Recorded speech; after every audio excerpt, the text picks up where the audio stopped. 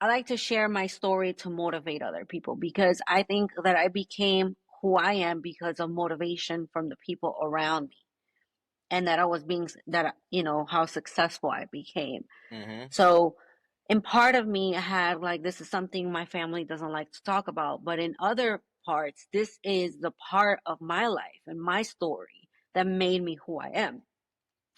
when when I was born, my father, he did really well for himself, and my mom had me when she was 16 years old. Mm-hmm. So we went from having houses and cars and all these things, and I remember being a baby and I remember flashes of things. And then it turns into I lose my father. I'm going to funerals every week for different family members.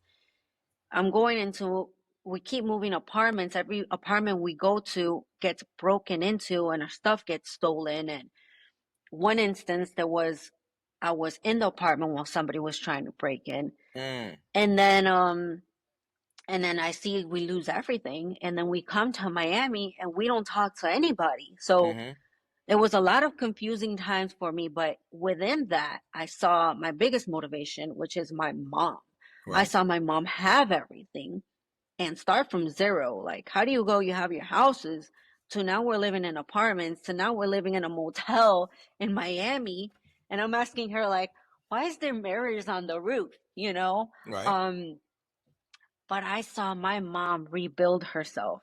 She never liked that lifestyle. When my dad passed away, it was a time for her to turn a blank new page. The reason we didn't talk to like a lot of family and stuff was because she said, I don't want nothing to do with anything of that world, and anybody in part of my life and my daughter's life is going to start from ground zero, Okay. and be Okay. legit. Okay. So I saw my mom literally with a target on her back, lose everything, start from zero while raising me, go to work, go to school, and do everything, and always instill in me like she would get like a hard time because people would judge her, Colombians in the 80s and would say, oh, Colombians only do this, right? Mm-hmm. Mm-hmm. So I wanted to show like I don't want all my mom's hard work to go in vain. I want to show her that everything that she did for me and for her family was for the better good. And I want to be successful and show her that my success is because of her.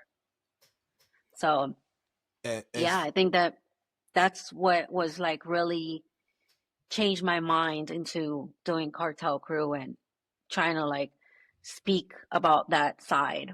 Um, and show that Colombians, we are so much more than drugs and whatever stigma they thought of back in the 1980s. and I take notes during all my episodes, and the first thing I wrote down was very driven, right? And now the answer is very evident, is that you've taken on what seems like 90% of your mother's characteristics, because you talk about how she's gone from having everything to not moaning and groaning about having nothing, but instead, all right, I'm going to pick the pieces up and put them all back together to have value within the life that I'm living. And it kind of reflects on how you talk and where you want to be. It says, okay, well, there it is.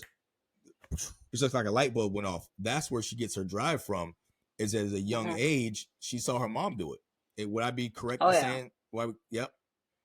Our kids, they see everything that we do. They're like sponges. I was a little sponge and I saw, and now I hear, even like when, and now, I was a single mom before I met Anthony, and I would hear single moms, oh, it's so hard, being a single parent. And I would just think, oh, like, man, like my mom didn't, she just didn't only just do it by herself. She did it. She had so many obstacles against her. Right. And she never complained. She's a very happy person. She just, did what she had to do and worked hard. And that's when I'm like, when I feel beat and when I feel defeated and when like, I want to like go home early or stop working early. I don't make excuses. I'm like, my mom didn't make no excuses. She made it happen. This is what I want to create for myself. So I'm going to make it happen.